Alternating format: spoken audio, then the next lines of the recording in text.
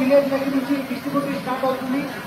తర్వాత అరసాడ డిస్ట్రిబ్యూటరీ అని, ఆ తర్వాత పల్లి డిస్ట్రిబ్యూటరీ అని, ఆ తర్వాత పక్కి డిస్ట్రిబ్యూటరీ అని, అలాగే LD1 డిస్ట్రిబ్యూటరీ అని దాదాపుగా 20,521 ఎకరాలు డివిజన్ 1 పరిధిలో ప్రవహించిన తర్వాత డివిజన్ 2లోకి వస్తుందండి. మేజర్ ఆయకట్టు కలిగినటువంటి 51 కిలోమీటర్ల దగ్గర నుంచి కూడా రిమైనింగ్ ఆయకట్టు అంతా కవర్ అవుతుంది.